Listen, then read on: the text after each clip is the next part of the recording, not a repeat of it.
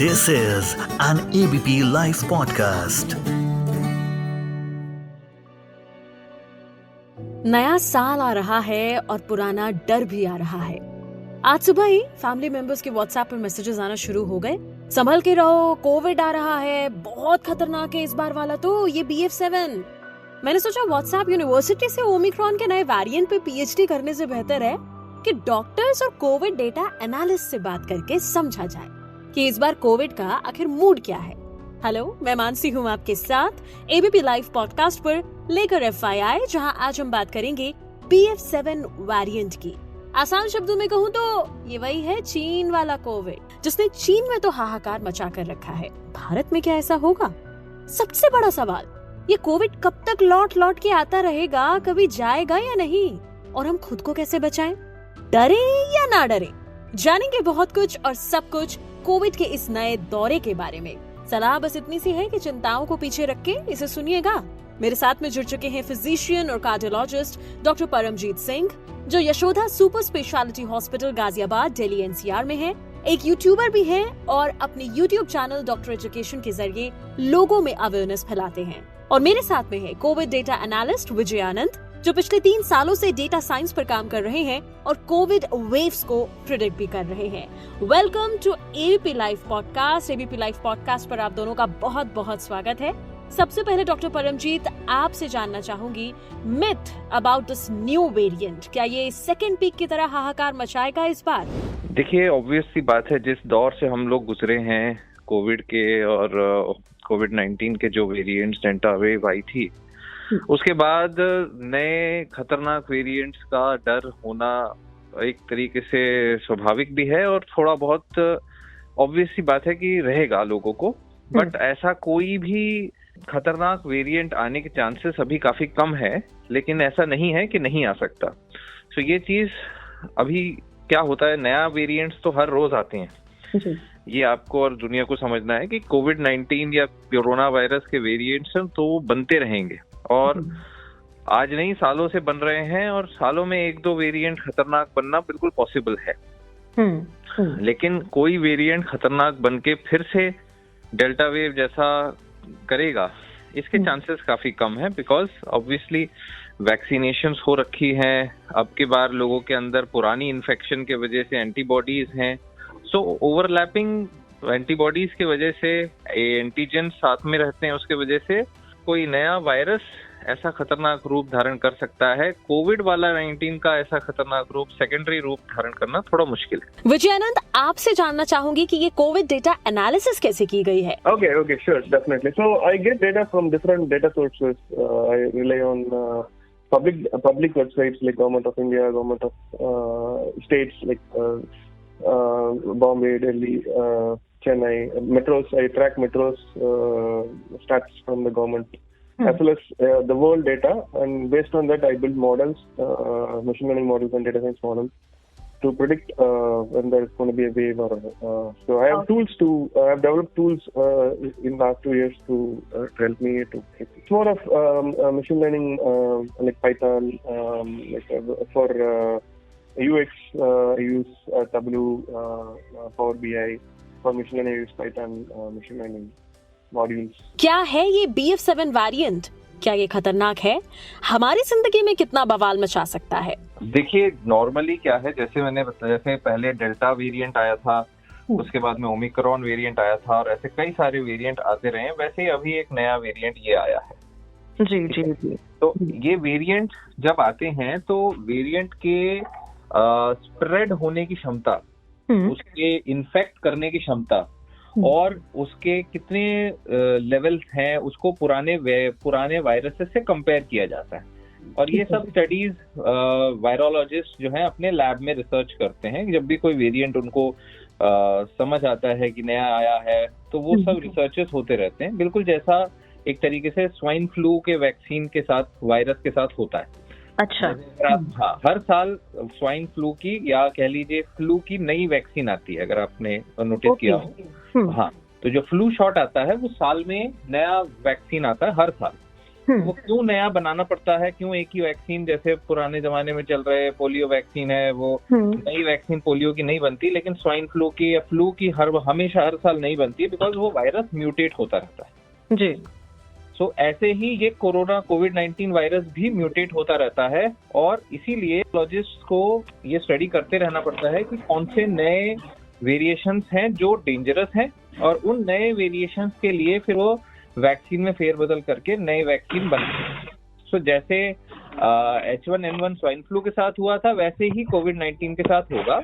थोड़े बहुत नए वेरिएशंस आते रहेंगे। कुछ वेरिएशंस में क्या होता है, जब ऐसे ही कोई वेरिएशन पकड़ में आता है कि ये बहुत तेज वेरिएंट है, जल्दी फैलेगा, या ये थोड़ा सा खतरनाक वेरिएंट है, तो उसकी हल्की सी भी न्यूज बाहर आ जाए तो पैनिक जैसा रूमर्स क्रिएट होने शुरू हो जाते हैं।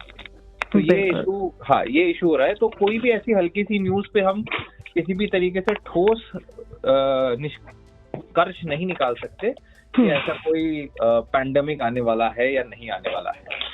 अच्छा, ये कोविड की फैमिली प्लानिंग तो जैसे खत्म ही नहीं हो रही, सब वेरिएंट्स पे सब वेरिएंट्स आते जा रहे हैं। तो डॉक्टर, क्या ऐसा होता रहेगा? ये क्यों आते हैं वेरिएंट्स? नहीं, ये स्टॉप नहीं होगा, ये आते ही रहेंगे। ये नेचर के में हमेशा ही से ही है। सिर्फ इतना है कि अब सिर्फ इतना है कि अब लोगों को पता चला है, तो वो जागरूकता आई है कि भाई वेरिएंट्स होते हैं, वरना ये हर वायरस के साथ वेरिएंट्स आते रहते हैं। और जितना जैसे फॉर एग्जांपल अगर आप जनरेशन वाइज अगर ह्यूमन जनरेशन देखेंगे तो हमारे पहले वाले जनरेशन्स में ज्यादा ताकत होती थी, वो ज्यादा विथस्टैंड कर लेते थे हार्श टेम्परेचर, पूरा दिन चल लेते थे, बाहर होते थे, उनमें ज्यादा रेजिलियंस था, है ना। और हमारे अंदर उतना रेजिलियंस नहीं है, हमारी कंफर्ट लेवल बढ़ गई है, तो हम ज्यादा कह लीजिए कमजोर जनरेशन है। हमारे से ज्यादा आने वाली आगे की जनरेशन कमजोर होती जाती है, बिकॉज कंफर्ट लेवल बढ़ता जाता है। तो ये सेम वे वायरसेस की भी नेक्स्ट टू नेक्स्ट जनरेशन जो है ज्यादा चांसेस होता है कि वो कमजोर हो। प्रॉब्लम कहाँ आती है, अगर कोई वायरस किसी जानवर के थ्रू जाके चेंज होता है, इस तरह से चेंज होता है कि पहले जो ह्यूमन को अफेक्ट नहीं करता था, अब वो ह्यूमन को अफेक्ट करने लगे, तो वो इनिशियल टाइम जब वो पहली बार ह्यूमंस में आने लगेगा, तब वो ज्यादा खतरनाक होगा। फिर जब उसकी भी वेरिएशन होके चौथी पांचवी जनरेशन हो जाएगी, फिर वो उसका कुछ खास खतरनाक नहीं रहेगा। चीन में जो हालात हैं ये उसी BF7 वेरिएंट की वजह से हैं। आप दोनों का इस पर क्या कहना है? इंडिया पे क्या असर होगा? To me, it's already very minimal in India. The 7-day average of India cases reported is just 154 cases, last 7-day average. So it's almost nil in India at this point of time, because it's very, very, very, very less. So I don't think there is any reason for a worry in India. We don't have to really be panicked, because the variant that we are talking about is BF7. This was already present in US and Europe since August, September. Public did not be panicked. We did not see any surge in US due to this BF7, because it's already there. So I don't see any surge will happen in India as well. But as government is doing, they will increase the genomic sequencing. That's a good step, I would say. देखो, Chinese जो है normally वो लोग बहुत ज्यादा precautions लेते हैं, और उनके पहले भी जब कोविड हुआ था तब भी नए टाइम पे उन्होंने जो जिस प्रकार के मेथड्स यूज किए थे, जैसे वीडियोस आते थे, वो थोड़े से डरावने से थे, अजीबोगरीब से थे। तो दोज पीपल एक्चुअली वो वैसे स्टेप्स उठाते हैं, और वो इसलिए नहीं उठाते कि खतरनाक ही वायरस है, they are sure about it, इसलिए उठाते हैं क्योंकि वो उनके केस में वो बहुत ज्यादा मात्रा में प्रिकॉशन लेने पे ऐसे पहले से ही चलते आया है।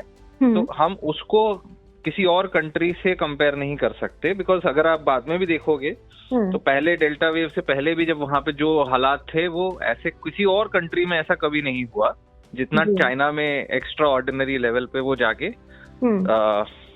क्वारंटाइन करते हैं या लोगों को पकड़ के इधर उधर डालते हैं, नई चीजें करते हैं। तो वो चीजें टेक्निकली वायरस के स्प्रेड को रोकने के लिए होती हैं और किसी चीज को नहीं रोक सकती।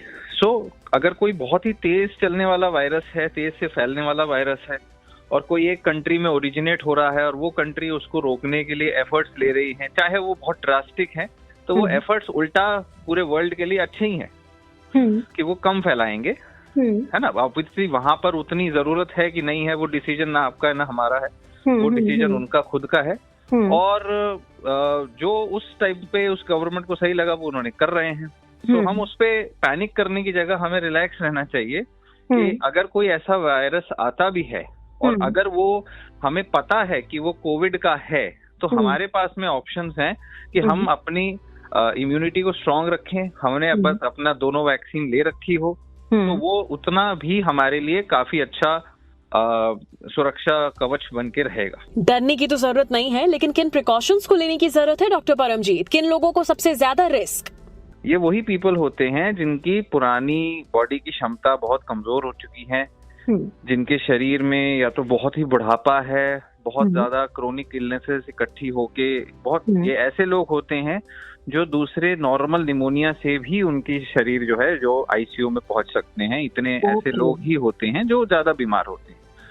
पर फर्क इतना होता है कि हम हर हॉस्पिटल के आईसीयू का डेटा निकाल के देखेंगे तो कई बार तो ये पता ही नहीं चलता कि भी इन्फेक्शन किस चीज का है जी, ज्यादातर केसेस में। और ये आज का नहीं, ये तो सालों से चला आ रहा है। अब सिर्फ इतना है कि एक वायरस पता चल गया है कि हाँ इनके अंदर कोविड है, तो कोविड को डोज दे दिया जाता है। जी जी। बट ये बात नहीं है कि वो कोविड अकेला ही उनको हुआ है।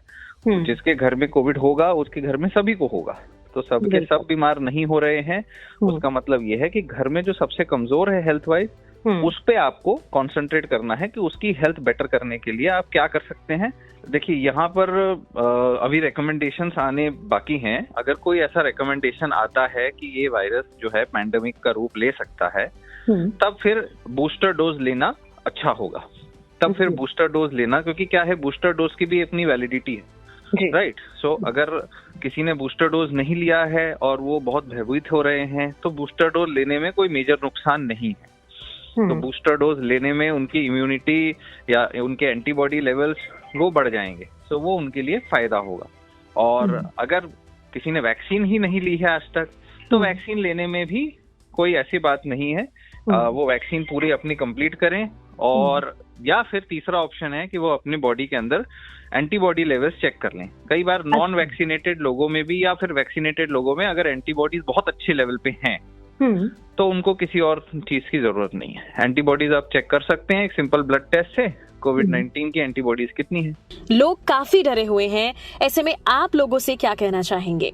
So just to follow like government updates and just don't believe rumors what's happening. So in WhatsApp and social media, just follow official announcements and don't spread panic. देखो बहुत जरूरी है लोगों को ये समझना कि किस बात पे भरोसा करें और किस पे नहीं।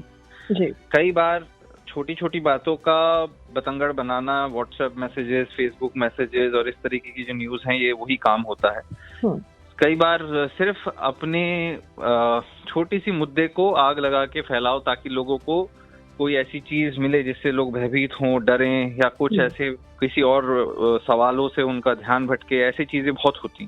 सो यू हैव टू लोगों को ये समझने की जरूरत है कि भी अगर आपको डर लग रहा है मेडिकल चीज से, बीमारी वाली चीज से, तो आपको किसी डॉक्टर की बात सुननी चाहिए, ना कि एक फेसबुक मैसेज की।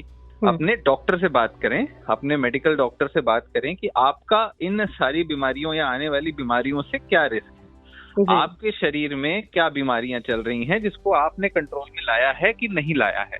आप उस चीज पे ज्यादा ध्यान दीजिए, क्योंकि वो आगे कभी आए ना आए बीमारियों से आपकी लड़ने में मदद करेंगी। क्योंकि कोविड अकेली बीमारी नहीं है, दुनिया भर में हार्ट अटैक्स बढ़ रहे हैं, दुनिया भर में पोल्यूशन बढ़ रहे हैं। तो आने वाली हर कठिन परिस्थिति का इलाज आपके डॉक्टर हैं जो करके देंगे, आपकी मदद करेंगे, ना कि ये फेसबुक या व्हाट्सएप मैसेजेस। तो इनसे आपको परहेज करना चाहिए, इनको देखना बंद करें, ज्यादा अच्छा है। बहुत बहुत शुक्रिया आप दोनों का हमारे साथ जुड़ने के लिए एबीपी लाइव पॉडकास्ट पर। थोड़ी चिंता कीजिए ताकि आप सतर्क रहें, मगर पैनिक मत कीजिए, क्योंकि भारत को अभी तक कोविड से कोई खतरा नहीं प्रेडिक्ट किया जा रहा। व्हाट्सएप और सोशल मीडिया पर भ्रम फैलाने से बेहतर है इस इंफॉर्मेशन को ज्यादा से ज्यादा लोगों तक पहुंचाएं। इस ऑडियो को प्रोड्यूस किया है ललित ने। मैं मानसी हूँ आपके साथ। सुनते रहिए एबीपी लाइव पॉडकास्ट।